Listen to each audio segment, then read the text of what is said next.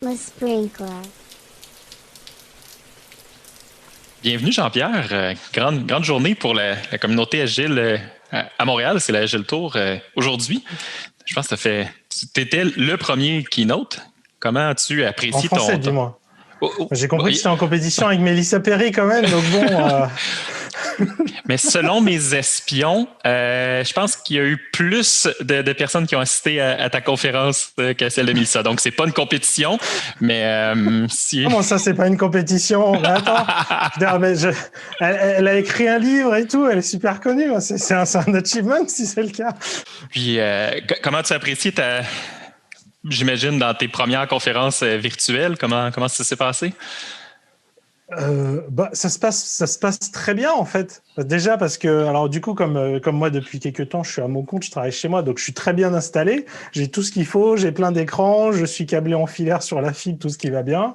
Et puis finalement, c'est moins intimidant que d'avoir l'audience, même si je m'en sors quand même avec l'audience. J'ai fait un certain nombre de choses, mais je suis très très à l'aise comme ça.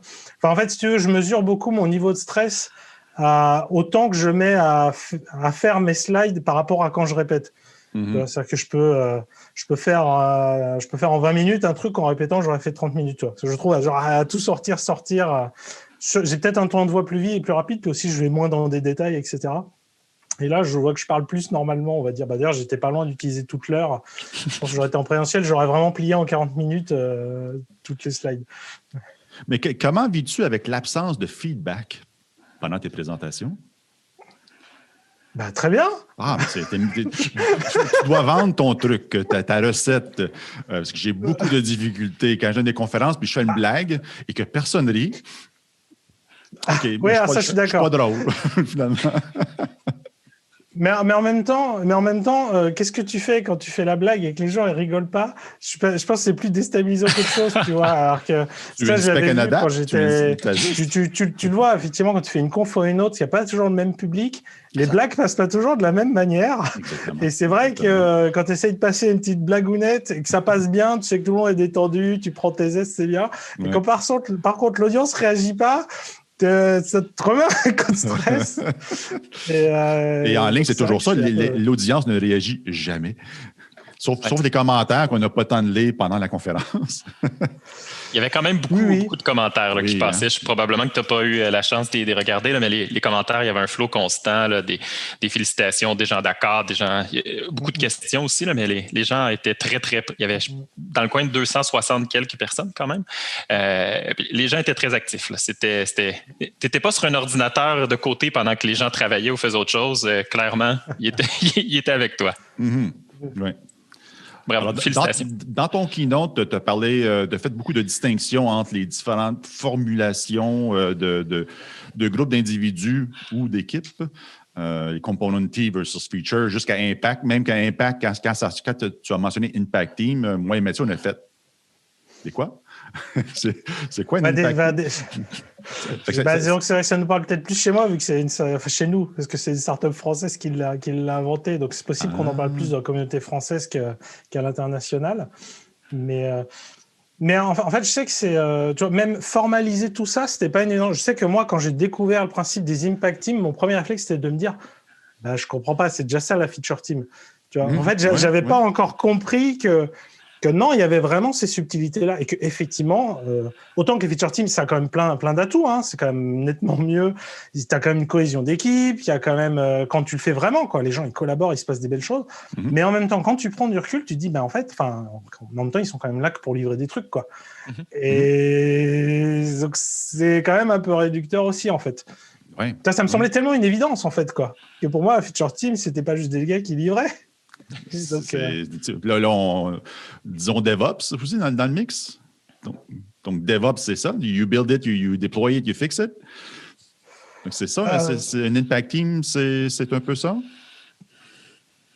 En fait, l'impact team, c'est vraiment l'idée de piloter l'équipe par un KPI. C'est pour ça, impact team. C'est en gros, c'est quoi l'impact qu'il va avoir. C'est pour ça que je mets plus bas dans la distinction, dans le sens où la meilleure description, c'est le modèle OKR, en fait, quoi. C'est une équipe, tu déclines l'OKR en sous-équipe, mais en restant à niveau business. Hein. Encore une fois, quand les entreprises s'amusent à faire un OKR où ça finit en mode tu as livré beaucoup de features, non, on a raté le modèle OKR et ça marche pas. Et voilà quoi. Puis juste parce que il y a moi, des fois, et certains auditeurs qui ont pas toute la terminologie. Peux-tu, s'il te plaît, juste me donner un exemple concret d'une équipe qui évoluerait dans un cadre d'impacting, mettons dans un système bancaire, ou peu importe le contexte que... Voilà. Chien comme question. OK, pas bancaire. Dans une start-up, mettons. Non, OK. L'autre extrême. Non, mais dans un système sinon, ça serait les classiques... si on prend on prend le canal d'acquisition, voilà, on prend le funnel marketing, c'est ça, c'est les différentes étapes quelque part. C'est ça c'est des KPI business, qui font du sens au niveau business. Voilà, comment on améliore l'acquisition, comment on augmente la LTV, la value sur toute la durée utilisateur, comment on les laisse garer plus longtemps, dès qu'on commence à parler sur ces types de KPI là, ça parle assez bien. Et voilà, donc on est quand même très très très axé sur sur ce pilotage marketing business et c'est extrêmement puissant pour l'équipe finalement quand on leur dit en fait c'est ça, on acte le fait que on n'est pas là pour produire du logiciel. Le logiciel, c'est toujours un moyen pour rendre un service, pour même construire un produit. C'est pareil, c'est pas le produit vraiment qu'on cherche, c'est bien l'impact sur le monde, le changement ou le service qu'il va rendre qu'on veut.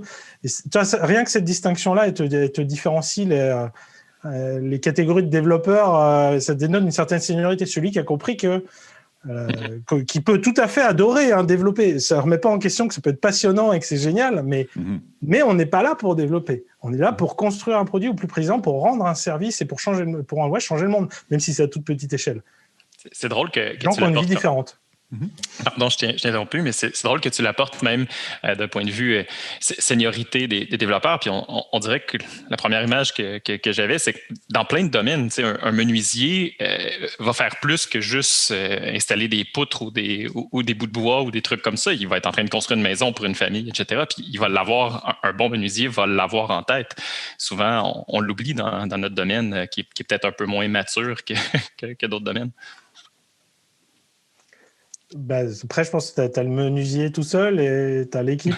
Où là, du coup, tu as celui qui a la vision plus. Mais tu vois, effectivement, il y a une notion d'encadrement. Mais oui, c'est pertinent. Ouais. Merci pour ce complément. Et sans oublier que moins qu'il y a de code, moins qu'il y a de bugs. C'est fantastique. Il n'y a pas un principe ça dépend du code. Mais oui, non, mais c'est aussi que effectivement, c'est des manières de réfléchir qui nous amènent à aller vers... il faut en faire le moins possible et c'est ce qu'on devrait avoir. Et ça nous amène à ça, voilà, quand on organise comme ça, c'est le... Enfin voilà, on a tout dit. C'est des dynamiques très saines. J'ai bien aimé ton modèle. Ça clarifie très bien les différents niveaux, si tu me permets l'expression, des différentes équipes. Serais-tu à l'aise si je te disais que tous les modèles sont faux, mais certains sont utiles? Oui. En passant, j'adore les modèles. Moi, je mange les modèles. Ça me permet de décomplexifier ce qui se passe autour de moi lorsque nous sommes en mandat. Mais en même temps, il faut se permettre certaines nuances et de regarder la réalité courante dans un écosystème, dans un système d'une organisation donnée. Moi, où j'ai été légèrement, je vais dire, heurté, c'est un peu fort, mais où est-ce que c'est venu me chercher un petit peu? C'est qu'une component team ne ferait pas de découverte. Ouais, disons que ça dépend. Après, effectivement, c'est exactement ce que tu as dit, c'est que les modèles, forcément, on est obligé de simplifier, donc il y a forcément des approximations. Ouais. Maintenant, tu t'attends à ce que ça soit du coup une découverte très liée à leur domaine et à leur technique. Du coup, c'est pas discovery dans le sens... C'est que j'ai dessiné en gros à gauche c'est le produit et à droite c'est la réalisation, c'est la technique. Maintenant effectivement là où c'est intéressant ce que tu dis, c'est que je vais plutôt parler de l'exemple d'une communauté de pratique, tu vois, qui va regrouper tous les développeurs d'une même compétence, une communauté de pratique vraiment mature. On s'attend à ce qu'elle fasse une veille aussi sur ce sujet-là et malgré tout toujours dans une optique business quoi. C'est genre la communauté de pratique des développeurs iOS qui viendrait en disant Apple a sorti la nouvelle version d'Apple TV, il y a une nouvelle API, regardez, on a fait un POC, on pourrait faire ça serait peut-être sympa pour le produit. Voilà, donc on a pris un peu l'initiative de valider ce que ça pouvait donner, mais on est quand même toujours... On n'est pas là pour se faire plaisir malgré tout. On prend plaisir en le faisant, il n'y a pas de souci. Mais on se dit bien, regardez les opportunités que ça pourrait générer au business. Et effectivement, les idées viennent de partout. Ouais. D'entrée de jeu, dès le début de ta conférence, c'était beaucoup un peu comme si les feature teams étaient la panacée, puis tu voulais, entre guillemets, démonter cette idée préconçue-là. J'ai trouvé ça hyper intéressant. Puis dès le départ, tu as mentionné quelques symptômes j'ai noté dans mes notes false feature team, des gens qui vont exposer, oui, on est en feature team, on est super bon, mais on ne teste pas, on a des swim lanes par spécialité, quand l'expert n'est pas là, on ne livre pas. Du waterfall en sprint, là, ça tu veux dire? Okay. Exact. Ouais. Mais en fait, la question qui m'est venue au moment où tu l'as noté, puis couramment, à tous les jours, je le vois dans ma pratique. Selon toi, qu'est-ce qui fait? Pourquoi on a tant un désir de dire qu'on est en feature team puis on veut se vanter? Pourquoi qu'on survend tout ça? T'as has-been. Je veux dire, maintenant, depuis quelques temps, déjà, t'es has-been si tu dis pas que t'es agile ou Scrum. Voilà, c'est à la mode. Maintenant, t'es has-been si tu dis pas que t'es une feature team. Ou Squad. Squad aussi, c'est très à la mode. Ouais, Squad, DevOps aussi.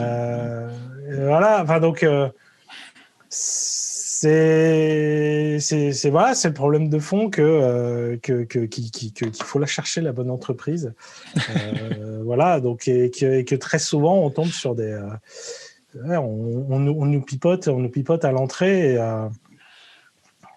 et donc voilà, après, c'est je pense que c'est ce que j'essaye aussi d'expliquer, c'est que l'élément crucial des feature teams, et qui souvent n'est pas là, c'est quand même le fait de se dire non, mais c'est pas grave, on va rien livrer, on va apprendre, on va livrer un truc qu'on sait pas faire, et donc on va prendre le temps qu'il faut pour apprendre. Ça devrait être dans le fonctionnement de base des feature teams. Et là, tu vois, il y a tout le monde qui se braque, genre oh là, non, mais on a notre roadmap, on a notre machin, ou simplement de se dire quoi, les gars vont pas livrer un truc? Non, c'est pas possible. Donc en fait, on revient juste toujours sur le même, je vais pas dire culte, mais le même règne de la productivité. Mm-hmm. Et on a beau s'en éloigner un peu en disant ouais, faut que ça ait de la valeur, faut que ça ait de l'impact. Au final, il y a toujours ça. Et donc on revient sur ce switch de se dire on n'est plus en flux poussé, on est en flux tiré. De se dire c'est normal, il y a un gars qui fait rien, franchement, vaut mieux qu'il fasse rien plutôt que de rajouter parce que le truc il est bouchonné déjà. Ça, quand tu expliques ça, en tout cas dans les cultures occidentales, c'est genre non, tu vas pas rester sans rien faire. Chaque minute compte. Si, ça sert à rien qu'il en rajoute. Le truc, ça nous coûter plus de créer du stock qui traîne. Jean-Pierre, je viens de recevoir un message de ton client. Tu viens de perdre ton mandat. Il voulait que je t'informe. Mais tu as tout à fait raison. On ça, mon développeur, rien faire. Franchement, on doit les loader mur à mur. Arrêtez de dire ça, là. Ouais. Tu as tout à fait raison. Tu sais, je pense que d'entrée de jeu, tu as répondu, c'est que c'est pas cool si on ne dit pas qu'on est en feature team ou qu'on n'est pas agile ou qu'on n'est pas DevOps parce qu'on est en 2020 puis c'est rendu l'état de l'art ou c'est juste comme ça. Mais fondamentalement, un des gros obstacles que j'extrais de ce que tu viens de dire, c'est simplement laisser du slack time, de l'espace pour l'apprentissage, etc., qui dans notre culture est tout mini, malheureusement. Ça dénote une forte maturité. Et tu le vois que c'est à tous les niveaux, quoi. C'est-à-dire que même si tu poses le cadre où c'est accepté, genre, la plupart des développeurs, des membres d'équipe, ça a quand même le réflexe, genre quoi, mais je peux pas rester sans rien faire, quoi. Je vais me faire taper dessus. Enfin, tu vois, faut peut-être pousser le truc jusqu'au bout. C'est la culture, voilà, chrétienne. Tu dois souffrir ta vie, sinon t'auras pas accès au paradis, etc. C'est ça. T'es censé travailler, t'es censé souffrir. Tu vois, et rester sans rien faire, c'est mal. Et en plus, t'es au travail, tu vois. À la limite, si t'étais chez toi à glander. Non, t'es au travail. Tu dois travailler. C'est vrai que c'est. On devrait se partir d'une association qu'on va appeler KBA. Keep Busy Anonymous. Comme les alcooliques, en 12 étapes. En 12 étapes, puis d'avouer notre problème. Mon nom est Éric Laramé et je dois être occupé 24 heures sur 24, mais quand même quand je dors. Et puis de tranquillement se transformer. On va rentrer dans un thread minimaliste puis tout. Là. Si on lance cette discussion-là, on peut, ça va être super agréable et on risque aussi de dévier du contexte professionnel. Donc, d'entrée de jeu, tu as parlé Component Team, Feature Team. Brièvement, tu as mentionné au courant de notre discussion le niveau squad, entre guillemets. Puis je trouve que tu l'apportais très bien là, en montrant, là, dans le fond, juste le terme anglais, mais le range, là, la portée de ce sur quoi les équipes travaillaient, là, allant de l'idéation puis l'aspect plus business jusqu'à tu as mentionné Run. Dans le fond, juste pour résumer, tu avais Component Team, Feature Team, Squad, Impact Team, Product Team. C'est un peu l'essence de ton modèle, puis après ça, tu le présentais là, sous... Ce que j'avais mis. Ou le Product Team, c'est comme l'intrapreneurship. Ouais, on en est là. Ça semble un peu lunaire, hein, je pense, pour pas mal d'entreprises. Mais en fait, on a même du mal à imaginer comment on peut faciliter une organisation comme ça. Et, de se dire qu'on pilote tout le monde avec un cadre, avec des règles. Enfin, c'était l'exemple que je donnais pendant les questions-réponses sur... où tu as différentes équipes qui gèrent les différentes parties d'un avion. Ils ont une règle pour se donner du budget poids et avoir de l'argent, ou au contraire, acheter du poids en plus, etc. Et du coup, chacun pouvait faire son optimisation locale en ayant quand même une cohérence globale au travers de cette règle, sans avoir toujours besoin, parce que c'est évidemment ça la difficulté, c'est qu'on le sait, c'est la systémique, c'est que c'est pas en optimisant localement qu'on aura la performance globale. Donc du coup, il faut quand même réussir à animer ça et l'animer de manière, sachant que il y a toujours plein de paliers. Alors là, ce que je raconte, c'est notamment dans le livre Flow, enfin Product Development Flow, qui est assez connu. Il donne pas mal d'exemples comme ça, où justement il y a aussi des seuils. C'est genre, on va laisser les gens autonomes, des trucs qui nous semblent bêtes, mais que parfois on ne trouve pas. C'est pas celui-là. Non, je le lis sur la liseuse. C'est juste une dépense. Est-ce que les gens peuvent être autonomes ou pas pour faire une dépense ? La réponse, elle est simple, c'est tu fais des seuils. Voilà. Jusqu'à tant d'argent, tu peux te dépenser tout seul. À partir de tant d'argent, tu dois demander à ton N+1. À partir de tant d'argent, tu dois demander à ton N+2. C'est exactement un modèle qui te donne l'équilibre entre les deux. Parce qu'on ne veut pas non plus que du décentralisé. Le modèle qui marche, il y a aussi du centralisé. Mais voilà, il faut trouver les deux et les manières d'amener. Et il y a des manières justement de garder le contrôle tout en décentralisant, quoi. Et c'est vrai qu'on n'est pas du tout habitué à ça. C'est ce qu'ils expliquaient dans la fameuse vidéo sur le modèle Spotify qui n'en était pas, où en gros, la vision traditionnelle, c'est de se dire, soit tu vas dans l'alignement, et donc tout le monde va dans la même direction et tu leur dis comment faire, soit tu leur vas dans l'autonomie et du coup, tu les laisses décider et du coup, c'est le chaos. En fait, voilà, c'est expliqué. En fait, non, c'est deux directions. Et qu'est-ce qui nous empêcherait d'aller à la fois dans l'autonomie et dans l'alignement ? Et là, on voit qu'on sort d'autres outils. En gros, c'est la vision, c'est des choses comme ça. Et c'est beaucoup autour de ça, finalement, que ça tourne. Hein, ce qu'on raconte autour des équipes, c'est comment on emmène les gens avec des visions. On aime beaucoup parler sur Scrum Life de l'objectif de sprint. C'est exactement ça. C'est au sein de l'équipe. On vous dit où on doit aller. Et maintenant que vous avez ça, vous pouvez y aller. En fait, vous pouvez bosser en autonomie. Qu'il y a peut-être un moment où ça coince, il faut challenger carrément l'objectif de sprint, on est calme, mais entre guillemets, tant qu'il reste dans le cadre de on fait objectif de sprint, allez-y les gars, c'est votre sprint, faites ce que vous voulez, quoi. Ouais. Si l'autonomie existe vraiment, si la raison d'être est claire et si l'expertise existe. Sinon, on a un défi, il faut le créer. Qui est un autre modèle en passant. C'est quoi le nom de ce modèle? C'est Dan Pink, ça? Ouais. OK, oui. Dans Drive, pardon. Dans Drive, exactement. OK, excusez. On drop des modèles actuellement, là, qui est un modèle d'engagement, excusez. Ouais. C'est une question qui t'a été posée je pense, dans le chat, mais moi, tout au long de ta discussion, je me mordais les lèvres, j'avais le goût de la poser, donc je vais le faire encore. Désolé, le podcast est terminé. Faut aller à l'hôpital, je me suis mordu les lèvres trop profondément. Non, mais tu décris différents, je ne sais pas si on peut dire type d'équipe ou niveau d'équipe, je ne sais pas quel terme prendre exactement. Mais niveau de maturité. Niveau de maturité. Maturité, c'est un gros mot, attention. Ouais. C'est un mot que je déteste en passant. Je vais laisser l'auteur du modèle déterminer le blank, mets le mot que tu veux dans la case. Mais On voit ça un peu comme un continuum. Tu le montré aussi dans Agile Fluency, etc. Mais à ta connaissance, est-ce que c'est un passage obligé par toutes ces étapes-là si ultimement on veut se rendre à product ou on peut... Moi, là, je saute. Je passe de component à impact puis à product parce que peu importe le contexte, mais est-ce que c'est possible? Et ensuite, je recule la component en juin parce que...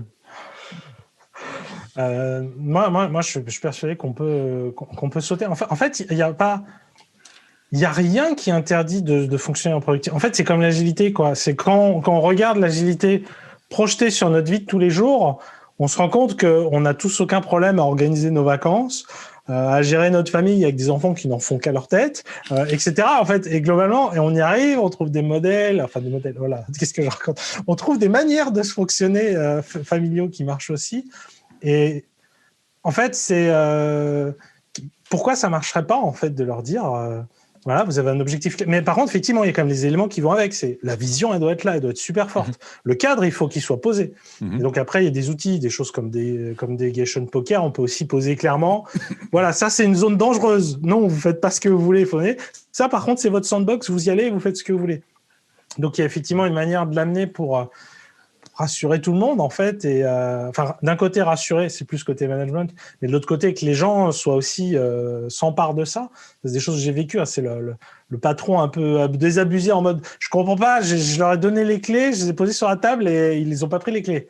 Qu'est-ce que je fais mal là ? Tout truc agile c'est bien, mais je leur donne voilà et tu vois, et on revient donc comment on pose le cadre pour tout le monde, et mais voilà, mais en soi pourquoi on leur donne du sens.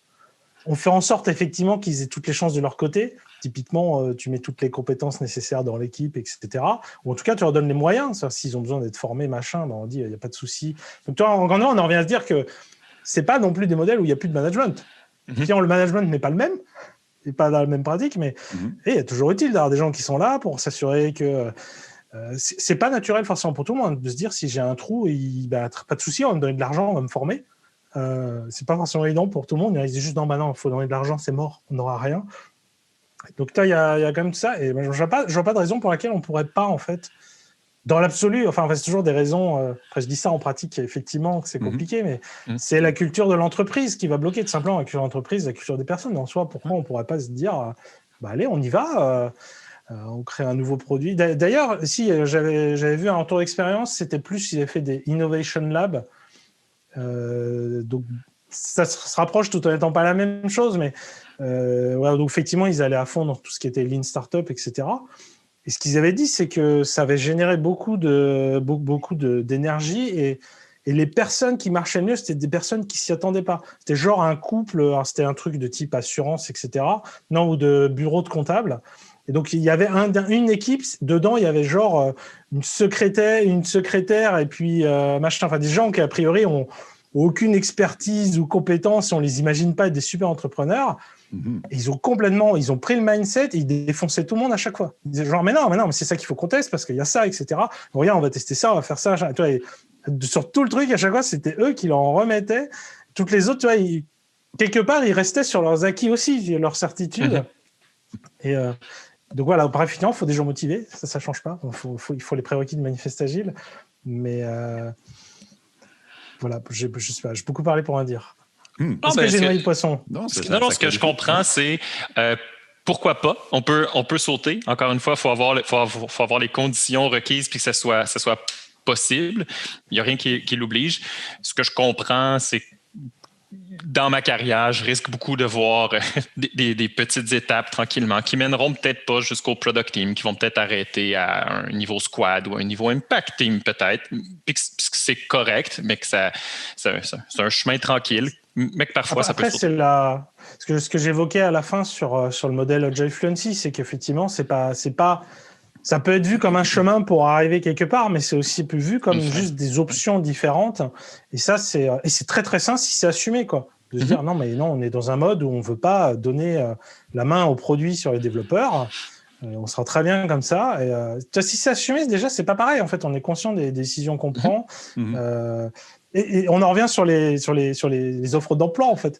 Parfois, ça ferait du bien d'écrire en gros, écoutez, nous ici, c'est du dev traditionnel, machin et tout, COBOL, tout va bien.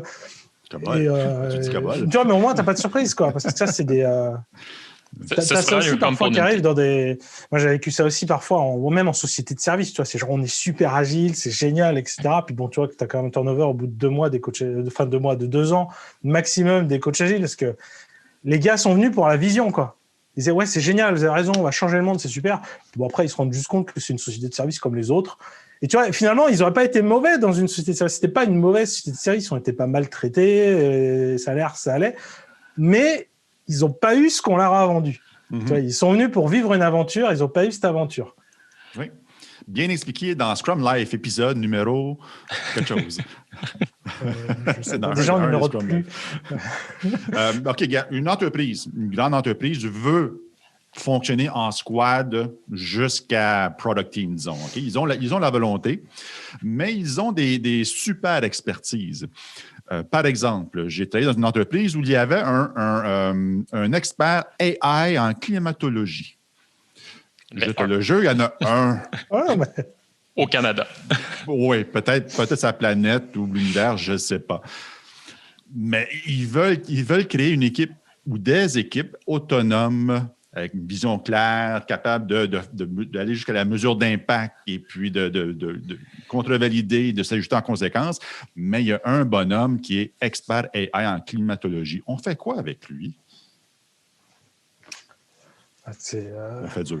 Va falloir qu'on apprenne. Hein. Non, après, tu as les modèles, je l'avais évoqué. Tu as le modèle de dispatcher tes ressources un peu tout le monde, si tu en as assez, ou si tu es prêt à en embaucher. Ou alors, tu as le modèle de dire, non, OK, ça reste une équipe à côté. Par contre, c'est une équipe, j'ai envie de dire support, le terme peut être ambigu parce que ce n'est pas support client, mais en support des équipes produits. Et qui est là pour donner expertise et qui est vraiment dans une posture de coaching, en fait. C'est-à-dire que quand je viens aider une équipe, je ne viens pas pour coder la feature. Je ne viens pas pour écrire la spec, pour vous donner les règles, etc. Je suis là pour vous apprendre à le faire. On peut le faire en pair. Enfin, voilà, ça fait partie de la formation. Mais c'est bien vous qui le faites. Et c'est pas... Tu vois, apprendre, il faut que la personne ait bien envie de le faire. Mais après, on arrive sur c'est quoi ces motivateurs intrinsèques. Il faut réussir à le motiver. Et en soi, ça peut être super qualitatif de se dire, en gros, au lieu de lui dire, t'es l'expert de la boîte, regarde, il y a que toi qui sais y toucher, ça devient, t'es l'expert de la boîte, tout le monde se réfère à toi quand il y a ce problème. Bien te référer, pas demander pour faire le travail. Tu vois, on doit pouvoir le motiver pour qu'il trouve ça génial et faire monter en compétences. Ce qui n'empêche pas d'avoir des cas particuliers où c'est vraiment pointu et on se dit, non, mais celui-là, il faut qu'on se fasse des réunions spécifiques avec lui pour en échanger. C'est un expert à côté. On fait exprès de retarder cette feature-là parce qu'on sait qu'il faut qu'on la cadre bien, mais en fait, c'est assez classique. Parfois, il y a des sujets, il y a plein de sujets, on est content de les prendre au dernier moment parce que comme ça, au moins, c'est rapide, on peut changer, on ne fait pas de gâchis. Parfois, il y a des sujets, on sait qu'il faut prendre le temps de les préparer en amont, donc c'est pas choquant non plus. Et donc, on valorise. Par contre, on est bien d'accord que c'est bien toujours l'équipe qui fait le taf. Oui. Tu as touché à un autre sujet. Il faut que l'expert ait la volonté de le faire. Parce qu'il y a des gens qui sont les héros, ils veulent demeurer le héros. Puis, c'est mon dos. Comment les amener à apprécier une façon différente de faire preuve de leadership, c'est pas donné. Je pense qu'il y a un aspect culturel d'entreprise. Et si cette personne-là a été montée en héros, c'est que le restant du système l'a valorisé ainsi. Si le héros, c'était celui qui teachait le plus ou qui enseignait le plus, il n'y aurait pas eu le même comportement, peut-être. Pardon, disons qu'il y a deux sortes de héros. Hein. Il y a le héros... il y a le pompier héros, voilà, Avengers, et il y a le pompier incendiaire, The Boys, voilà, où là, c'est... Et parfois, il y a des... C'est flou, évidemment. Parfois, on est un peu dans l'entre-deux. C'est-à-dire qu'on n'est pas très content de la situation qu'on vit, mais en même temps, ça nous va. Et il y a des fois, on est vraiment sur des gens qui jouent, qui sont très contents d'avoir leur place et que c'est eux et qui vont le renforcer. C'est dès que quelqu'un va vouloir venir proposer quelque chose, genre « Non, c'est moi qui le fais, c'est mon truc, c'est mon domaine. » Et c'est pour ça que j'avais évoqué les motivateurs intrinsèques. À un moment donné, c'est ça. C'est « OK, tu vas peut-être perdre quelque chose, mais regarde tout ce que tu vas gagner. » Il n'y a pas de recette générale, en fait. C'est à chaque personne. Effectivement, quand tu pilotes la transformation d'un point de vue humain, à un moment donné, potentiellement, c'est du travail sur chaque personne. Qu'est-ce que chaque personne a besoin pour se retrouver dans sa nouvelle vie, sachant que c'est quand même beaucoup ça, la promesse. Hein. La promesse, c'est demain, tu seras maître de ta vie quand même. Tu tu vas au moins en partie décider comment on... Parce que moi, j'aime bien parler d'implication collective. Elle est là quand même, le truc, c'est de se dire, ça va être notre transfo à tous. D'ailleurs, on va se faire peut-être un open space machin, on va décider ensemble de ce qu'on fait. On laisse personne sur la route. Ça ne veut pas dire qu'on va faire la transfo de tout le monde. Peut-être que la conclusion sera de dire, on va commencer par une équipe pilote. Mais en tout cas, on était tous à la table pour dire que c'est ça ce qu'on veut faire et ainsi de suite. Parce que ça, c'est aussi une chose qui arrive. Hein, on va faire la transfo 2, etc. Puis alors, les autres leur disent, non, mais attends, toi, continue de bosser comme avant, on verra plus tard quand la transfo aura avancé. Non, mais non. Voilà, il faut qu'on implique tout le monde. Et effectivement, parfois, c'est un niveau purement individuel, quoi. Et donc, c'est effectivement, avec les héros, pour le coup, c'était une conf que j'avais fait il n'y a pas longtemps sur le temps des héros, le genre de choses que j'évoquais. Et c'est vrai que et la réalité est souvent floue, effectivement. On est face à ces gens-là. Tu vois que c'est ambigu, c'est genre, ils sont pas spécialement contents que le monde repose sur leurs épaules, ils sont pas spécialement contents de pas avoir le droit, ou en tout cas qu'ils s'interdisent eux-mêmes de prendre des vacances, en fait. Limite, on leur permet, on les encourage, sauf qu'ils savent que quand ils reviendront, tout sera effondré. Donc, où ils prennent des vacances pour de faux, hein, ils ont le laptop, etc. Donc, ça leur plaît pas vraiment. On s'approche de l'immunité au changement, là. Oui. Hein, je veux changer, je veux être en mode collaboratif, mais quand je le fais, ça me fait mal. J'ai des douleurs réelles, donc qui m'empêchent d'être en mode coaching collaboratif, leadership, serviteur, et ainsi de suite. Je dois contrôler la situation. Ah, ça fait du bien quand je contrôle. Oui. Drogue. Ouais. Bah oui. On est tous c'est des choses que Jürgen Appelo il explique dans ce livre sur Management 3.0. Enfin, à un moment donné, il faut comprendre que quand tu empower, quand tu donnes le pouvoir aux personnes, en fait, ça renforce ta propre posture. Parce qu'en fait, ils vont pouvoir faire plus de choses. Et toi, donc en fait, c'est juste un non-sens, quoi, de se dire il faut que je garde le contrôle. Parce qu'en fait, non, tu vas en ressortir grandi. Donc c'est. Oui. Oui. Puis ça aurait probablement été très difficile de l'identifier spécifiquement, mais est-ce que à travers ces différents types dans ton modèle, tu as des indicateurs qui te disent OK, on est prêt à passer la prochaine vitesse, disons, passer à la prochaine étape. Exemple, je suis en component team, mais j'observe X, Y, Z de la part de mes joueurs, etc. Ce serait une bonne idée de passer en feature team, par exemple. Puis, ma question ne se veut pas exhaustive, là, sans moi, les 32 indicateurs et tout, bien évidemment, mais juste quelques petits exemples. Non, mais des bottlenecks, des latences. Genre. Ouais. Déjà, il y a clairement des choses à creuser du côté d'Agile Fluency, puisqu'effectivement, je ne l'avais pas forcément prévu au début. Hein. C'est vraiment quand je dis, genre, tiens, c'est marrant, le modèle, il se ressemble quand même. Donc, effectivement, Agile Fluency, ils ont un peu structuré tout ça, c'est assez intéressant. Okay. Après, tu vois, si tu dis juste plutôt quel serait le modèle qui nous conviendrait le plus, je sais pas, faudrait y réfléchir. En fait, moi, forcément, je vais vous vendre que c'est dommage de ne pas être en product team, mais parce que voilà, moi, je dois être un coach hippie comme tous les coachs. Mais on ne dit pas à personne, par contre. Mais en fait, c'est ça, c'est que tu vois En fait, il y a un certain nombre de choses que les équipes apportent que quelque part, c'est très complémentaire. Si je caricature, est-ce qu'on veut une équipe où les gens ils collaborent? Je pense, oui. Est-ce qu'on veut que les gens ils livrent de la valeur? Bah ouais, je pense que ça serait bien. Est-ce qu'on veut que les gens ils ont un ownership réel de ce qu'ils construisent, tu vois, qui s'impose en tant qu'ingénieur? Et là, quand t'as pas ça, souvent ça crée pas mal de problèmes. Qui gèrent le truc, qui soit l'excellence technique, n'en parlons même pas, c'est un prérequis à tout et n'importe quoi. Et puis quand on arrive dans les derniers niveaux... Tes questions sont pas utiles. C'est déjà indiqué sur nos valeurs d'organisation sur notre site web. Collaboration, transparence, courage. Respect. Pourquoi tu nous poses ces questions-là? C'est déjà établi qu'on veut ça. Écoute, j'allais préciser, après j'allais monter sur les OKR. Mais là, en fait, c'est juste... Où là, tu te poses la question, comment je dirige mon entreprise? En fait, tu te rends compte que tu galères à structurer le reste tant que tu fais pas ce switch. D'ailleurs, Beyond Budgeting, il nous emmène directement sur la fin.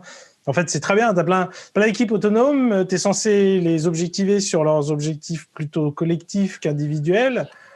Et concrètement, ils livrent des bouts de machin. Mm-hmm. Donc, en fait, à moins de rentrer en mode qui convient parfois à certains, en mode, bon, c'est pas grave, tant que ça tourne, c'est bien. Alors que finalement, quand tu arrives dans les derniers niveaux, j'ai envie de dire, c'est le rêve du directeur, quoi. Voilà, c'est ça qu'il faut accomplir. On vous les décline de manière un peu intelligente. Allez-y, les gars. D'ailleurs, souvent, ce qu'on voit, c'est que ceux tout en bas, là, les doueurs, les exécutants, les gens qui construisent, les gens qui font, et les directeurs sont souvent très proches, en fait. Tu les mets ensemble, il n'y a pas de problème, quoi. Il y en a, il te dit, non, mais moi, je veux qu'on aille là-bas, il faut qu'on fasse ça, les gars, débrouillez-vous. L'ingénieur est très bon. Ouais, pas de souci, c'est génial, je vais trouver le truc, je vais trouver super. Et avec une boucle de feedback très positive, quoi. C'est à l'inverse. Regarde, j'ai fait ça, qu'est-ce que t'en penses? Ah ouais, c'est pas mal, justement, on voulait acquérir ce client-là, c'est super. Et puis au milieu, tu as le middle manager de la grosse boîte à l'ancienne qui, lui, a construit son jeu, pas forcément à volonté d'être politique ou quoi, mais où il découpe un peu les trucs. Voilà, il y a machin, puis il a envie d'objectiver pour les objectifs individuels de chacun, ou ça lui semble inenvisageable d'avoir des objectifs d'équipe, etc. Mais en fait, les deux extrêmes, ils n'ont aucun problème à se parler ensemble. Et c'est d'ailleurs le début de toute start-up. Globalement, on est là, on est tous ensemble dans la même histoire, on y va, et il n'y a pas de problème. Et c'est vrai que c'est le... Donc, voilà, on se réduit à ce qui compte vraiment. Et c'est pour ça que finalement, le manager, il change complètement de posture. Il se met en mode facilitation. Je mets de l'huile, apporter du budget, des formations. C'est mettre de l'huile dans les rouages, se préoccuper du bien-être des gens. On en revient à motivateurs intrinsèques. Qu'est-ce qui, toi, te passionne? Qu'est-ce qui manque? Qu'est-ce qui ne va pas? Comment il faudrait te faire grandir? Sans pour autant devenir le chef de comment on s'organise. De se dire, vous faites une feature team. Non, au final, c'est même eux qui sauront le mieux de est-ce que c'est eux, est-ce que c'est comme eux. Donc bon. Ouais, je vais permettre une question plus ouverte qui peut aller au-delà du modèle présenté aujourd'hui. Jean-Pierre, qu'est-ce qui t'irrite le plus aujourd'hui? Ou en bon québécois, qu'est-ce qui te fait le plus chier aujourd'hui? Bienvenue au Québec. Aujourd'hui, c'est-à-dire... En entreprise, ce qui se passe, les mouvements, les conversations, l'absence de conversation. Qu'est-ce qui t'agace? Je sais pas, c'est une bonne question. Je me la pose en direct. On peut tout couper l'espace de réflexion. Non, je pense qu'effectivement... En fait. Moi, on l'a un peu évoqué tout à l'heure, tu vois. Moi, le côté, d'ailleurs, ça se voit aussi sur Scrum Life, sur comment on organise Scrum Life, etc. On est très, très, très transparent. On partage, etc. Et c'est vrai que le côté, ce que j'ai dit, quoi, c'est en entretien, on vend du pipeau, quoi. Ça sert à quoi? Voilà, ça sert à quoi? Ou le manager, t'as quelqu'un qui te dit, je vais prendre le cliché du cliché, quoi. Le développeur barbu, tout ça, pas social, qui te dit, j'aimerais bien passer côté produit. Voilà. Puis on lui dit, ah ouais, non, mais le chemin va être un peu compliqué, tu rentres pas trop dans le moule. Et puis en vrai, ça le dérange aussi parce que c'est un peu son meilleur élément et il y a tout qui repose dessus. Mais ça lui sert à quoi, en fait, de lui dire non?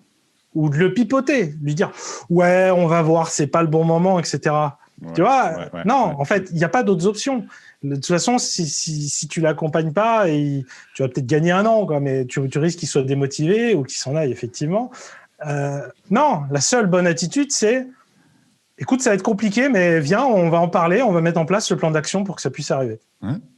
Qu'est-ce qui manque? Et tu ne vois pas la volonté de faire ça. Tu vois que la couche, le middle management a tendance à typecaster les individus. Tu fais ça, tu vas faire ça le restant des jours. Rêve pas à autre chose. Ouais, mais tu vois, mais finalement, j'en reviens sur le côté, on pipote les gens, donc après, on peut tirer sur le côté, on n'est pas transparent. Ouais, c'est le côté, genre, pourquoi on ne dit pas clairement, on assume qu'on n'est pas agile. Agile ne marche pas pour nous. Bon, peu importe s'ils ont raison ou tort, mais voilà, c'est leur conclusion du jour. Notre conclusion du jour, pour nous, l'agile, ça ne marche pas chez nous. Très bien, assumez-le. Vous avez le droit de le dire. Déjà, c'est-à-dire que vous avez réfléchi à la question, c'est cool, il n'y a pas. Tu vois, et c'est. Ou comme je disais, sur l'entreprise qui te vend du rêve, puis derrière, non, il n'y a pas le rêve, c'est pas une mauvaise boîte, mais c'est juste pas ce pourquoi tu as signé. Ça sert personne, en fait. Et c'est dommage, en fait. Et on reste sur la règle, une des règles les plus basiques du monde, quoi. C'est fais aux autres ce que tu aimerais qu'on te fasse, ou au contraire, ne leur fais pas ce que tu n'aimerais pas qu'on te fasse, quoi. Et puis voilà, tout simplement. Donc ça, je pense, effectivement, à titre. J'ai eu des expériences comme ça qui m'ont travaillé. Qui peuvent t'irriter un petit peu. puis à l'autre bout du spectre, un exemple de perle que tu as vu ou de super bon comportement, puis pas besoin de mentionner le client ou etc. Là, il peut y avoir de la confidentialité, là, mais... Tu vois, Jean-Pierre, nous sommes le yin et le yang du podcast. Tu fais chier versus qu'est-ce qui te rend heureux? Non, moi Moi, en fait, d'ailleurs, c'est comme ça que je me positionne, on va dire, en tant que consultant. Je ne viens pas pour faire votre transfo. Je viens pour vous donner le coup de pouce pour que vous fassiez votre transfo. Et ça me fait plaisir quand ce modèle-là, il marche, en fait. Quand je vois que les gars, ils sont là, ils me sollicitent, on se voit 2 heures par semaine. Au bout d'un mois, déjà, on avait provoqué plein de déclics, etc. Ils ont revu de manière substantielle comment ils fonctionnent. Et je dis pas que ça s'arrête là, mais en tout cas, déjà, ça... Voilà, quoi. Et puis tu le vois, ça va mieux. On n'est plus juste dans le rush à faire n'importe quoi, etc. Ça fait super plaisir. Et voilà, donc du coup, c'est un peu de la triche, parce que du coup, je choisis mes clients qui sont des clients faciles quelque part. Mais tu vois, mais en même temps, moi, j'avais déjà eu des échanges comme ça. Alors, tiens, il faut que je le dise. À propos de transformation safe, ou pas safe, en gros, des grosses transfos d'entreprise qui durent depuis des années. Et en fait, donc, je discutais avec un coach. En gros, mon interprétation de la discussion, c'était, en gros, il est là-bas, il mange, quoi. On le paye, il mange. Mais en fait, globalement... la transfo, elle n'avance pas plus que ça. Il y a évidemment une volonté des équipes, mais bon, après, ils ont aussi une usure à leur niveau. Et puis, au niveau vraiment global, on n'a pas l'impression que ça veuille vraiment changer. Enfin, en fait, il faut être agile. Voilà, on en revient sur les buzzwords qu'il faut mettre. Donc, forcément, il faut faire la transfo. Mais on ne va pas mettre trop de budget non plus parce qu'on ne veut pas vraiment changer. Mm-hmm. Et voilà, sachant qu'après, du coup, c'est des missions où globalement, tu te trouves être le monsieur ou la madame à tout faire, quoi. C'est, oh tiens, il faut faire une initiation agilité à Euture. Là, il y a une réunion, tu peux l'animer, là, tu peux faire ça. Putain, t'as pas un mandat clair, t'es pas là pour faire bouger un truc. Et tu vois, et en fait, je sais pas, j'ai l'impression presque de lui. Il n'avait pas réalisé ça, j'ai l'impression de discuter avec lui. En gros, je lui ai dit, genre, mais en gros, c'est quoi ton impact, quoi? Qu'est-ce que tu changes au monde? Est-ce que. Enfin, chacun son éthique, quoi. Mais moi, ça me dérangerait de travailler entre guillemets juste parce qu'effectivement, ils payent un coach et puis c'est bien, effectivement, ça te fait un revenu qui est récurrent. En plus, c'est des gros clients et puis ça dure dans des missions qui sont vite longues. Mais je dis non, quelque part, on n'est pas là pour ça, quoi. Pas là. Tu vois, cette notion d'éthique, je la retrouve beaucoup dans mon métier, puis dans nos métiers, mais en fait, c'est dans tous les métiers, en fait. Il y a toujours une éthique, il y a toujours des choses qu'on devrait faire et des choses qu'on devrait refuser. Et très souvent, on parlait des héros, souvent ça tourne autour de ça, quoi. C'est quoi le gars qui va pas au bout du travail? C'est quoi le gars qui accepte de faire le travail des autres plutôt que de lui reprocher? Et ainsi de suite, quoi. Ouais. J'aime bien dire aussi, tu dois des choses à ton employeur qui te paye, mais tu dois aussi des choses à ton équipe, en fait. Ces gens avec qui tu travailles, tu leur dois des choses, quoi. On avance ensemble, si tu plombes l'équipe, à un moment donné, il y a déjà quelque chose juste au niveau de l'équipe, tu leur dois quelque chose à eux aussi, quoi. Tout à fait. Eric ajoute souvent à ton laïus, en plus, le trophy coach. En plus de animer les petites réunions à gauche, à droite, faire une introduction agile, machin, bidouiller un Jira quelconque ou des trucs comme ça. Puis en plus, le Jira. Comme le coach est là, on peut avoir le stamp. Nous sommes agiles. Nous avons Mathieu comme coach. Nous sommes agiles. Lâchez-nous tranquille, s'il te plaît. Nous sommes agiles. C'est ça. Oui. Ouais. J'ai aussi connu, j'ai aussi eu effectivement parce que c'est toujours pareil, c'est des chemins personnels qu'on vit et au fur et à mesure des expériences et aussi des échecs. On se dit genre, j'ai fait des trucs que j'aurais jamais dû faire là.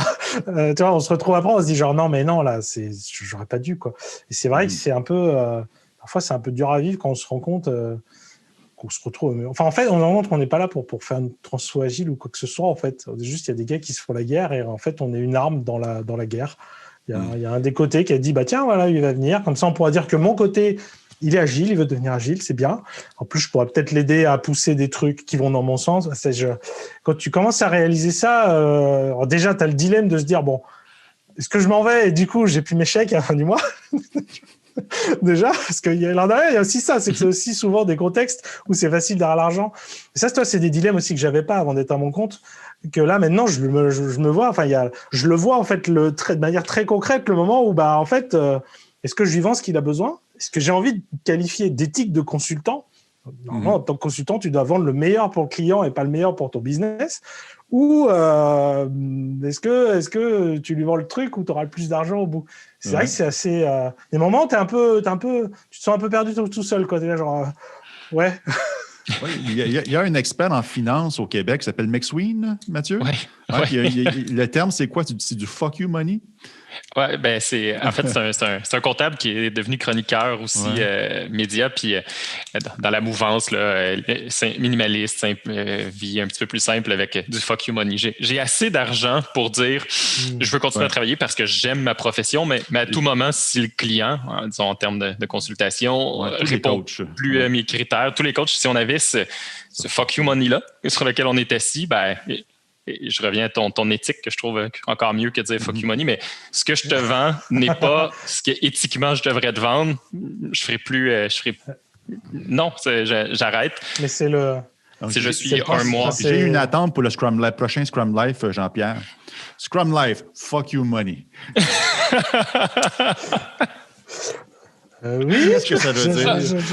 Pourquoi nous devons tous avoir cette marge de manœuvre comme coach agile pour pouvoir refuser ça c'est sûr, c'est qu'effectivement, peu importe coach ou pas, mais effectivement, quand on est à son compte, quand on est freelance, c'est vrai aussi qu'on est une boîte, mais du coup, c'est plutôt la boîte qui se pose ces questions-là que nous-mêmes. C'est effectivement comment on a suffisamment de trésorerie pour pouvoir choisir ses missions et pas juste prendre. Mais en même temps, quand tu prends une mission qui te plaît pas, tu le dis quand même pas de la même manière. Parce que c'est pas quelqu'un qui t'a placé là, c'est ton choix. Tu sais, ben oui, mais il faut que je mange. Donc tu le vis quand même pas de la même manière parce que ça reste. C'est toi qui es en contrôle quelque part. Oui, alors qu'effectivement, c'est le commercial qui t'a placé. Tu dis juste, il se fiche de moi, c'est n'importe quoi, etc. Alors quand tu tiens les deux bouts, tu te rends compte que tu rognes pas ton frein de la même manière, on va dire quoi. Ronger. Mais après, sur ce thème-là, moi, ça fait plutôt penser au revenu universel. Hein. C'est ça. Hein. C'est quand tout le monde aura ça, bah oui, les gens arrêteront de refaire des métiers qui sont pas valorisés et qui intéressent personne. Il y aura ce côté-là. Enfin, c'est démontré que ça aura une explosion de créativité, quoi. Effectivement, il y a des gars qui veulent créer une chaîne YouTube ou autre. Tu vois, là, tu es quand même un peu en mode de tu es obligé de le faire en parallèle ou d'avoir mis de l'argent de côté. Puis si ça marche pas, etc., à la limite, c'est peut-être pas le bon plan, mais tu peux te lancer, etc. Et c'est vrai pour un peu tout. Et effectivement, sur cette situation-là, quoi. Alors, juste refuser de faire des trucs qu'on ne devrait pas faire, quoi. Puis on vient de mettre une première base sur qu'est-ce qu'un coach agile. Tu sais, il y avait cette semaine, c'est où j'ai vu la petite BD avec un coach agile, c'est facile. Tu vas sur LinkedIn, tu écris coach agile et voilà, tu es maintenant coach agile. Ben, un des critères, si je veux être un bon coach, c'est peut-être d'avoir un flux de trésorerie qui me permet de dire non, ce n'est pas un peu comme une banque doit avoir un certain capital en arrière, puis les assurances, même chose. Ben, pour être un bon coach agile, je dois avoir, entre autres, de l'expérience, des connaissances, etc. Mais un flux de trésorerie qui me permet de dire non. Bon, on divague un peu. Comme un Scrum Master. Pareil. Un autre débat. Mais non, il n'y a pas de débat. En plus, on est vraiment un débat, dans un Scrum Life, donc c'est bon. Exact. La réponse est claire. Alors, c'est sûr, on semble être très alignés par rapport à ça. Y a-t-il vraiment un débat? Non. De qui tu parles? Tantôt, tu as osé mentionner les équipes de marketing. Ouais. Les équipes de marketing qui seraient incluses dans une product team. Ben ouais. Bah, bien sûr. J'abonde dans ce sens-là. Je trouve ça super intéressant. On fait quoi avec les gens en RH, les gens en finance, les gens en vente, les gens en communication, le légal, mettons? Je vais te montrer mon framework maison. Pardon. Mais... non, en fait, c'est ce que j'ai un peu évoqué tout à l'heure quand j'ai dit les équipes support. C'était un peu ça. Ouais. En gros, tu as le cœur de l'entreprise, c'est les équipes produits. Voilà. Des gens qui ont une mission, ils l'accomplissent de manière autonome.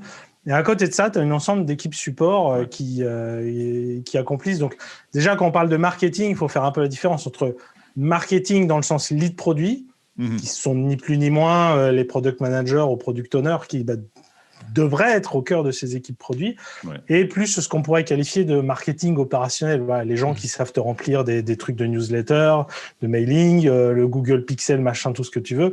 Mais qui sont plus dans la posture d'experts, justement. Ils ont intérêt à participer au processus tôt dans le développement du produit. Oui, mais après voilà, après ça reste contextuel à voir de est-ce qu'on les considère comme des experts, comme je l'avais dit, tu avais cité l'exemple de l'expert en IA climatologique, et donc du coup ça doit être une personne qui est à côté pour aider à le faire ou sur des choses très exceptionnelles, etc. Ou effectivement, on l'intègre dans les équipes. Mais tu vois, en tout cas, effectivement, c'est deux types d'équipes, en tout cas dans ma vision. T'as effectivement les équipes qui ont le lead produit, qui sont idéalement des product teams, et tu as des équipes support qui sont là, et effectivement, typiquement RH.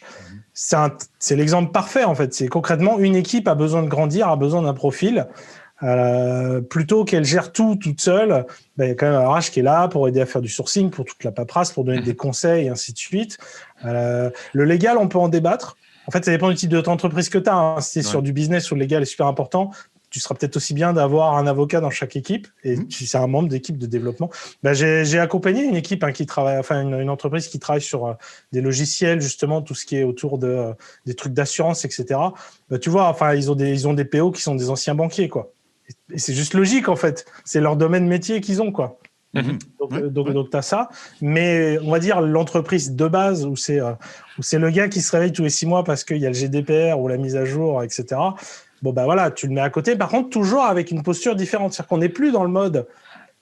ils n'ont plus un droit de veto. C'est plus en mode ça doit passer par nous et on valide. Ouais. Ils sont là en mode facilitation, support, accompagnement, voilà, ou en mode co-création. En fait, tu vois, on vient aussi comment on objective les choses. C'est-à-dire qu'effectivement, ton modèle OKR va très bien marcher pour les équipes produits, pour les équipes support. Non, en gros, leur modèle, ça va être plutôt du SLA. Voilà, quand on leur donne des requêtes, combien de temps ils mettent à répondre. Voilà. Donc, finalement, leur succès va être le succès collectif de tout le monde. Et est-ce que c'est un département qui marche bien ? Ils répondent vite quand on a besoin d'eux, plutôt que de bloquer tout le monde. Mais voilà. Puis après, il y a évidemment une troisième équipe que je n'ai pas mentionné, qui va être plutôt l'équipe managériale, direction, qui est un peu plus diffuse, qui est partout, mais qui est là surtout pour donner la vision, la stratégie, quand même relativement haut niveau, parce que dans l'idée, dans l'équipe productive, on porte déjà pas mal de la stratégie. Et puis voilà, et construire ce côté diffus de... comment on fait en sorte que les équipes interagissent entre elles. Coacher, en fait, à un moment donné, donner les règles pour que les obstacles se lèvent. En fait, toi, quand je parle d'économie, c'est vraiment pas, c'est vraiment cette idée-là. C'est-à-dire qu'à un moment donné, si tu peux aussi avoir ce fonctionnement où tu as une équipe produit qui livre une brique que d'autres équipes vont utiliser. Tu le fais à sauce DevOps, donc tout est un produit, même si c'est en interne. Et en fait, à un moment donné, est-ce qu'il vaut mieux acheter ce produit à cette équipe en interne ou acheter un produit en externe? En fait, si tu fixes un prix sur les choses, la réponse, elle est facile à répondre. Et tu as peut-être même une troisième option, et on développe en interne. Et en fait, tu les mets côte à côte. Écoute, si on prend la compétence en interne, ça va nous coûter tant, etc. Si on prend leur solution à eux, c'est ça. Si on prend un truc externe, c'est ça. Voilà. Bon, après, ça pose quand même d'autres questions est-ce qu'on n'a pas quand même envie d'avoir un financement garanti pour ces équipes intermédiaires? Ou est-ce qu'au contraire, on a envie de jouer juste le jeu jusqu'au bout? C'est-à-dire que finalement, si personne achète leur produit en interne, c'est peut-être pas plus mal qu'on arrête de le développer. Voilà, après, on revient sur la culture aussi, parce que tu as aussi envie parfois d'avoir que tout le monde soit sur un peu les mêmes technologies, mais là on en revient du coup, peut-être qu'il faut une équipe support qui apporte aussi des choses sans réalisation. Ils avaient ça aussi, justement, chez Spotify. Ils étaient à fond dans le DevOps, les équipes étaient autonomes. Il y avait quand même des équipes qui étaient là à côté, un peu Ops nouvelle génération, qui étaient là pour donner quand même des plateformes, pour construire l'infrastructure en gros, leur AWS maison, quoi. Etc. Donc... Un autre bon petit livre qui illustre bien ce qu'on parle, Organize for Complexity, qui est excellent, qui parle justement entre autres, de la product team au centre et le periphery, donc les équipes en support. C'est bien expliqué. Tu fais des plugs de livres une fois de temps en temps. Parce que tu as une cote sur Amazon, right? À toutes les fois qu'il y a une vente, c'est comme ça que tu finances ton magot pour ton flux de trésorerie pour être indépendant. Oui, www.givemeyourmoney.com. C'est parfait. C'est seulement. Je te gâche que ça existe en plus. Je n'ai pas surpris. Non, ça s'achète comme nom de domaine si ce n'est pas déjà le cas. Ouais. On arrive tranquillement à plus d'une heure. Moi, ça fait bien le tour pour moi. Je trouve qu'on a bien cerné le personnage que tu es, Jean-Pierre. Puis c'est vraiment exceptionnel, je trouve, d'avoir la chance de te côtoyer puis de voir l'énergie que tu apportes. En fait, ça donne le goût de retourner travailler puis peut-être mettre mes valeurs un petit peu plus d'avant puis d'avoir ce positivisme-là. Oui, merci beaucoup. C'est super apprécié. Aussi, très apprécié la petite mention sur Scrum Live du Sprinkler. Oui. C'est super gentil. Merci. C'est vraiment gentil. Nous sommes... Vous êtes toutes les semaines au live en plus. Hein, donc, Mais non, mais ceci dit, alors, je ne suis pas un fidèle, mais j'ai regardé quelques émissions. C'est comme, c'est intéressant, hein, tout ce que vous racontez. Donc bravo. Ce n'était pas juste pour vous citer. C'est vraiment apprécié. Merci. On s'approche du même nombre d'abonnés que le Scrum Life peu à peu. Bravo. 280 quelque chose versus 15 000 quelque chose. On arrive. Petit train va loin. Mais je pense que vous avez plutôt mis le paquet sur le podcast, je pense, à la base, non? Oui, c'est... pas. Ouais. C'est un podcast. Pour ça, on peut débattre dans quelle mesure c'est comparable. Parce que nous, l'audience podcast, c'est juste pour les gens, c'est plus pratique quand ils sont dans leur voiture d'écouter juste l'audio, quoi. Ouais. Mais concrètement, le format n'est pas du tout prévu pour être prévu l'audio. Même s'il y a parfois des bonnes surprises. C'est genre juste le fait de changement de voix, tu arrives à reproduire. OK, là, il est en train de jouer une scène parce qu'il prend une voix bizarre, etc. Mais ouais, on l'a pas du tout pensé pour ça. C'est pas le but. Il faut que je te pose la question, Jean-Pierre. Qui a pensé? Il y a une scène qui est merveilleuse. J'ai ri, ça n'a pas d'allure. Je pense que c'était l'épisode où la personne junior devient Scrum Master. Et puis, il y a une personne qui parle, puis c'est ton collègue, mon Dieu, un blanc de mémoire. Constantin Gay. Qui, lui, il lit dans ses pensées. Et il est perdu dans ses pensées pendant que l'autre personne parle. C'est un classique. C'était tellement bien fait. Je me demandais qui avait pensé à cette scène-là. L'un de nous deux. C'est très collaboratif. Deux options. L'un de nous deux. Globalement, sur les épisodes, quand c'est, on va dire, il y a alors de plus en plus, notamment pour les mises en scène, on essaie de les faire à deux parce que ça apporte quand même quelque chose. Mais du coup, on va dire la personne qui fait la partie narrative, généralement, c'est elle qui écrit le script. Donc, si c'était Constantin qui parlait le reste du temps, ça devait être lui. Et je pense que ça doit être lui, vu le type de mise en scène. Mais sinon, ça doit être lui. Je vais mettre Constantin, c'est un peu l'esprit créatif de l'équipe. Voilà. Oui. Il m'embête, il veut tout le temps mettre des b-rolls, des images qui tournent pour ajouter des trucs. Moi, qu'est-ce qu'il faut que je me filme avec des billets qui me tombent dessus, etc. Voilà. Mais il a raison. Il a raison. Mais lui, il a ça dans le sang, le côté cinématographique, on va dire. Oui. Ah oui, c'est merveilleux. Vous faites une belle équipe. Franchement, là, c'est merveilleux. Ça prend aussi de la discipline et du courage qu'à tous les semaines, vous publiez quelque chose, plus un live. Wow. C'est du temps, là. C'est beaucoup de temps. Écoute, c'est pas compliqué. Il suffit de se donner une deadline et de la respecter à chaque fois. En fait, il suffit de faire un projet à l'ancienne. Hein. C'est tout. Ouais. Non, mais il y a une part de vrai dans ce que je dis ça. C'est que c'est le... Ouais, effectivement, c'est genre... Non, l'épisode, il va sortir, quoi. Pour barre. C'est pas... Et donc, c'est vrai que c'est... Je ne sais pas si c'est bien ou mal. Certains diront que c'est une force d'âme, d'autres diront que c'est pas très agile. Mais après, c'est aussi un peu la problématique, c'est que évidemment, on a commencé ça plutôt comme une passion. C'est vrai que finalement, ça devient beaucoup plus. Alors moi, étant passé indépendant, je l'ai aussi fait pour ça. D'un côté, parce que c'était plus facile, puisque j'avais la notoriété acquise via Scrum Life, et de l'autre, parce que ça me permettait d'être beaucoup plus maître de mon agenda, de passer du temps conséquent dessus, et qui ne soit pas le soir, la nuit, et qui soit pendant les heures de bureau. Voilà, Constantin, lui, il n'a pas exactement le même deal aujourd'hui. Donc c'est vrai que c'est assez... Mais voilà, mais on voit que ça grossit, puis là, comme maintenant, on fait des formations et qu'on les vend, ça change complètement la donne, parce que du coup, il y a... c'est plus pareil, c'est plus genre concrètement la journée que tu passes sur un truc, tu la passes pas sur autre chose, donc en particulier tu la passes pas à facturer chez un client, que là voilà, tu te dis genre non, il y a quand même un vrai il y a un vrai modèle de revenu, parce qu'après c'est toute une boucle vertueuse. C'est-à-dire qu'effectivement, plus on a d'abonnés, plus il y a de gens qui vont voir des formations, plus il y a de gens qui vont rejoindre la communauté, plus la communauté est forte, plus ça va renforcer aussi les vidéos. Voilà, on va relancer les meet-up qu'on a laissés en plan. Et toi, c'est pareil, ça rajoute, ça a de la noter parce qu'il y a, mais en même temps, ça rajoute de l'engagement, et ainsi de suite. Donc, tu as tout ça qui s'entremêle et qui refait un effet boule de neige. Même si le but n'est pas non plus de faire tout et n'importe quoi. Typiquement, on ne va pas se lancer sur le podcast, mais c'est vrai qu'il y a une vraie synergie entre les différentes manières de faire, et c'est Puis vous créez un legacy. On est en train de construire. C'est incroyable. Vous créez de quoi qui va, dans 30 ans, va exister encore.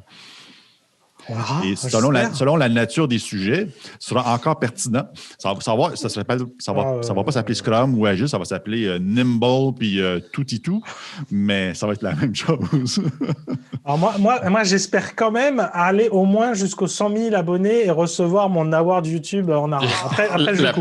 Après, je coupe. Non, mais déjà, 10 000, ça, c'est toujours pareil. En fait, c'est comme n'importe quoi, même quand on partage des articles et au début, on s'émerveille devant les vues. Puis après, en fait, on s'émerveille devant les likes, où tu as un ratio de 1%. Puis après, on s'émerveille sur les commentaires, où tu as encore un ratio d'1 pour 10 par rapport aux likes. Ouais. Et puis ainsi de suite. Il y a un peu ça. C'est genre, quand tu commences, déjà, quand tu arrives à 100 abonnés, tu es content. Puis après, quand tu arrives à 1000, tu dis waouh. Puis après, 2000, 3000, 5000. Quand tu arrives à 10 000, tu as vraiment l'impression que c'est le bout du monde, quoi. Voilà. Mais maintenant, on l'a passé, donc on continue. Mais. Donc c'est vrai que c'était une blague, si tu veux dire. Ce que je dis là, ça a toujours été une blague, quoi, de genre. Mais en même temps, est-ce que c'est vraiment une blague, quoi? Il n'y a pas de raison qu'on n'atteigne pas les 100 000. Alors oui, ça sera pas la success story qui se fait en 2 ans, comme les chaînes YouTube qui parlent de chats mignons, etc. Mais ça, si on se met à l'échelle de 5 ans et qu'on regarde les projections, tu vois, même sans accélérer en fait le rythme d'abonnés, parce que par contre l'acquisition, elle descend pas. Par contre, donc il n'y a pas de raison en fait que ça n'arrive pas si on est patient. Donc, ça sera incroyable. Ça sera incroyable. Imaginez YouTube qui m'écrit un colis et dedans, il y a le... Ah oui, juste avoir la plaque, ça va être quelque chose. Ça va être fantastique. Voilà, j'arrête le fond vert. Je me fais une étagère. Non, mais c'est vrai que c'est là. Mais plus les revenus que ça pourrait générer aussi. Sur YouTube, nous, on fait 0 revenu, entre guillemets, dans le sens où on n'a pas à 100 000 followers. Non, ils payent rien YouTube. Faut arrêter de croire que YouTube, ils sont là pour se faire de l'argent, c'est tout.